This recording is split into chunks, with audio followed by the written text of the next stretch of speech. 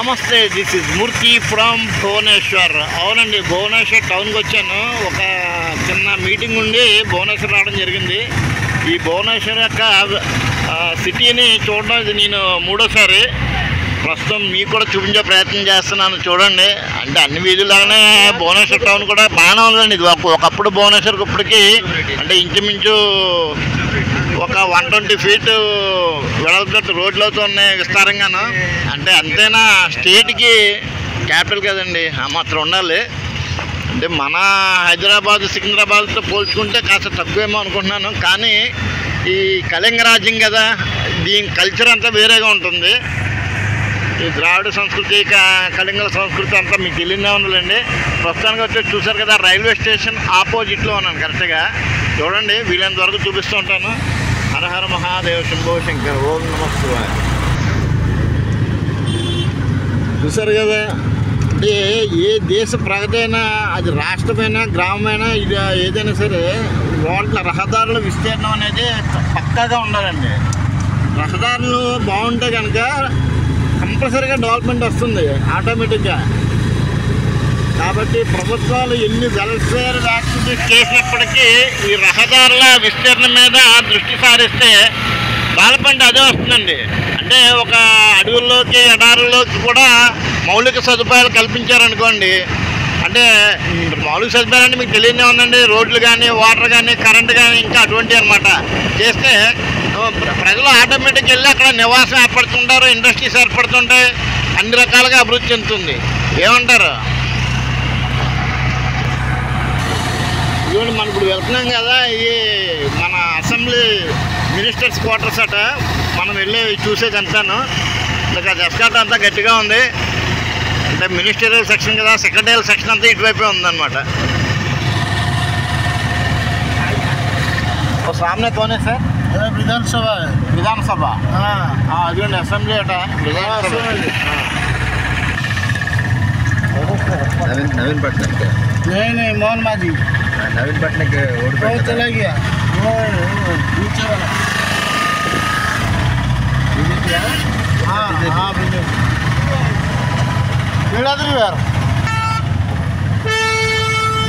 చూసారు కదండి. అంతేనా, సెక్రటరియల్ సెక్షన్ ఉండే ఏరియా కాబట్టి చాలా చాలా పెద్దగా ఉన్నాయి రోడ్లు కూడా చాలా నీట్గా ఉన్నాయండి.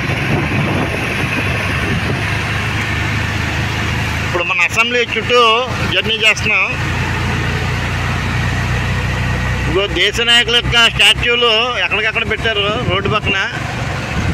అంటే మాకు వైజాగ్లో మీకు గమనించి ఉంటారు, ఆర్కే బీచ్లో చూస్తే అలాగే ఉంటాయి. మీరు కేవలం సముద్రం చూసి వెళ్ళిపోకండి, అప్పుడప్పుడు ఆ ఆర్కే బీచ్ రోడ్డు పక్కన దగ్గరగా 100 కొలది దేశ నాయకులు చరిత్రకారుల యొక్క ఫోటోలు చాలా ఉంటాయి. అంటే స్టాచ్యూలు, విగ్రహాలు, వాటి విగ్రహం వాటి చరిత్ర దాని కింద రాసి ఉంటుంది. ఒరిస్సా మైనింగ్ కార్పొరేషన్ అంటే ఇది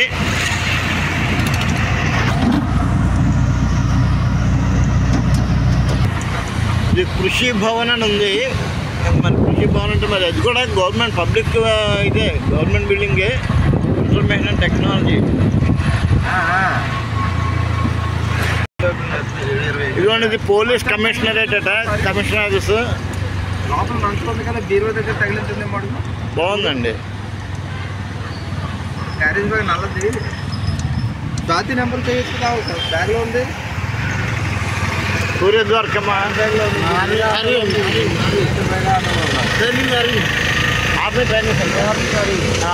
ఓకే ఓకే.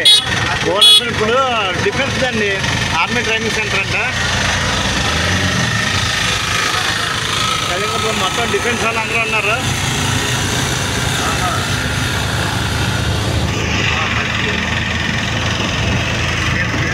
డిఫెన్స్కి ఆ సింబాలిక్గా గోడ మీద కూడా అదే పెయింట్ చేశారు వీళ్ళు. చాలా పెద్దగా ఉంది.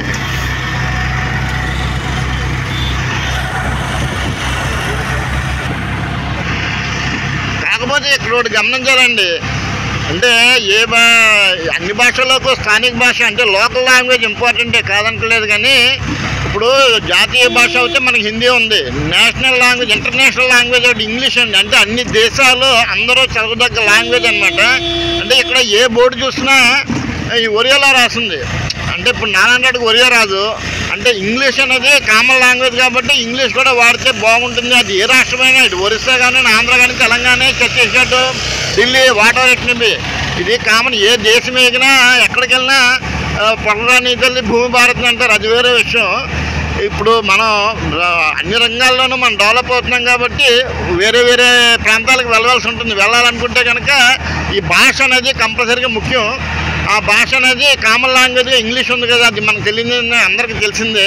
కాకపోతే ఇక్కడ ఎక్కువగా అంటే తమిళియన్స్ ఎక్కువ పాటిస్తూ ఉంటారు, తమిళ భాషను ఎక్కువ ముందుగా చూస్తుంటారు. కానీ అంటే తమిళ అంటే ఎవరి భాషలు గొప్ప కాదంటలేదు, కానీ అందరికీ యూనివర్సల్గా అర్థమయ్యే రీతిలో ఒక బోర్డ్స్ కానీ మాట్లాడుకోవడానికి కానీ ఒక కామన్ లాంగ్వేజ్ అంటూ మాధ్యంగా ఉంటే బాగుంటుంది అనుకుంటున్నాను. అది ఇంగ్లీష్ అయితే ఇంకా బాగుంటుంది, అది అందరికీ తెలిసిందే. కాకపోతే కొన్ని చోట్ల ఇంకా ఈ లోకల్ లాంగ్వేజ్ తోటే బోర్డ్స్ అన్ని నోటీసులు అన్నీ ఉంటున్నాయి.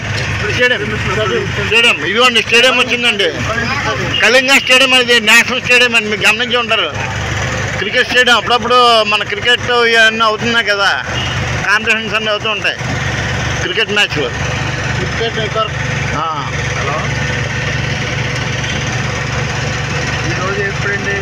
బాగుందండి, స్టూడెంట్స్ చూశారు కదా.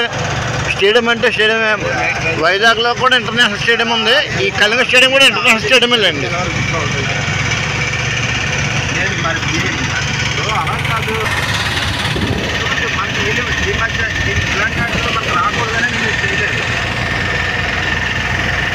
అంటే ఇదంతా స్టేడియమేనండి, చాలా పెద్దగా ఉంది.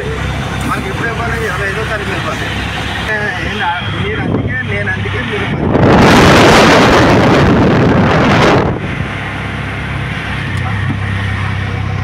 బాగుంది కదండి, చాలా చాలా బాగుంది. అదే ఇంటర్నేషనల్ స్టేడియం కదా, ఆ మాత్రం అందులో ఆర్భటాలు ఉండాలి. కానీ రోడ్లో అయితే హౌస్ కీపింగ్ చాలా బాగుందండి, చూస్తున్నారు కదా, చాలా నీట్గా మెయింటైన్ చేస్తున్నారు. నందకానన్ జూ ఒకటి, అంటే ఒరిస్సాలో ఒక ప్రసిద్ధిగాంచిన జూ ఒకటి ఉంది, మన జంతు ప్రదర్శనశాల. అది ఇండియాలోకి హైయెస్ట్, అంటే బాగా పేరుగాంచింది. అంటే అక్కడ లేని జంతువు అంటూ ఉండదట, నందకానన్ అని చెప్పి. అంటే ఇప్పుడు వెళ్ళాలంటే ఇక్కడ నుంచి దగ్గర సుమారుగా ఒక 15 కిలోమీటర్ల దాకా వెళ్ళాలి. మీకు చెప్తున్నాను అంతే, అంతవరకు. ఇది మధ్య మధ్యలో ఫ్లైఓవర్స్ అనమాట, అంటే రోడ్డు దాటకుండా ఉండడానికి, హ్యూమన్ రోడ్ క్రాస్ చేయడానికి ఏర్పాటు చేసిన బ్రిడ్జ్లు. అది మంచి సంప్రదాయమే, ట్రాఫిక్ ఇబ్బంది లేకుండా. ఇది ఒక పార్కు, ఇద్దరు పార్ట్నర్స్. ఇది 4 ఇదిగోండి కనపడుతుంది కదా, స్వస్తి హోటల్ అనేది 4 అలా మీద ఒకటి వేసుకుని 5 నెలలు. ఇదిగోండి ఇది ఒక పెద్ద పార్కు, స్వస్తి హోటల్ అండి.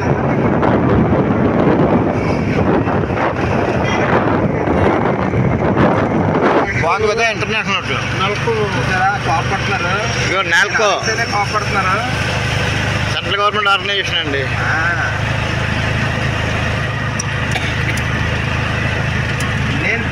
నేను పెట్టుబడి పెట్టి ఫిబ్రవరిలో పాడండి. అయితే XIM ఎగ్జామ్ కాలేజ్ అని చెప్పి యూనివర్సిటీ అండి ఇది. నేను ఒకటి చెప్తాను, నేను అంటే ప్రైవేట్ యూనివర్సిటీ అనుకుంటా. నాకు మాట్లాడకుండా XIM అంట, ఎగ్జామ్ యూనివర్సిటీ. చూడండి, ఇంత వెడల్పాటి రోడ్లు ఉంటేనే ట్రాఫిక్ ఎలాగుంది. అంటే సాధారణంగా అంటే 60 ఫీట్ 40 ఫీట్లు ఉంటే ఇంకా వర్ణాతీతం, అంటే అంత ఘోరంగా ఉంటుంది. మర్రి చెట్లు, మర్రి ఓడలు తీస్తున్నాయండి. ఆర్యభవనం ఉందండి, ఏంటో మరి తెలియదు. నేను ఎలాగైతే పెట్టుకోలేను, నేనంటే నాకు బాగా ఇబ్బంది చెప్తాను. కరెక్ట్ టైంలో ఒకటే పాట ఏమైనా చెప్తాను, ఒకరికైతే నెల చివరి నెల వరకు ఏమైనా చెప్తాను. నువ్వు ఏమనుకుంటా అనుకో బాబు, నెల 20 నెలల పాటు తీసుకొని ఎందుకుంటాను. నాకు అంత బాగా మరి ఇదే డబ్బు గురించి చెప్పగలరా? బాగోదు చెప్పలేను కదా, అందుకే నేను అనేది అలా లాక్కుండా మీరు 2 నెలలకు ఒక 5 లక్షలు వేస్తాను. East Coast railway head quarters అండి అవి. జిఎన్ఎక్స్ మొత్తం సెంట్రల్ గవర్నమెంట్ ఆర్గనైజేషన్ అన్నీ ఇదే రోడ్లు ఉన్నాయండి.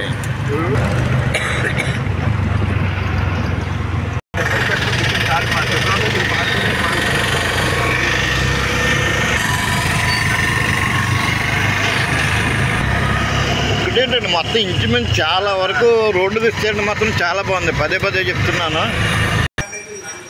అదండి, ఇలా చూసుకుంటూ పోతే చాలా ఉంటుంది. పూర్తి వివరాలతో మరొక వీడియోలో కలుస్తాను. ఒకసారి హర హర మహాదేవ శంభో శంకర్, ఓం నమ శివాయ, నమో నారాయణ. సార్ ఒక్క నిమిషం వస్తున్నాను.